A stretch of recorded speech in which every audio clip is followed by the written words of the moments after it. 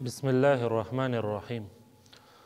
دوستو، ایک سوال ہے کہ حضور صلی اللہ علیہ وآلہ وسلم مبارک کتنے پانی سے وضو فرماتے تھے اور کتنے پانی سے غسل فرماتے تھے؟ اس کا جواب دیتا ہوں۔ دوستو، حضور صلی اللہ علیہ وآلہ وسلم ایک مد پانی اس سے وضو فرماتے تھے، یہ تقریباً ایک سیر بنتا ہے، اور حضور صلی اللہ علیہ وآلہ وسلم ایک صاع پانی سے جو کہ تقریباً 4 سیر پانی بنتے ہیں اس سے غسل فرماتے تھے۔ تو اس طرح سے یہ ترتیب تھی حضور صلی اللہ علیہ وآلہ وسلم کی۔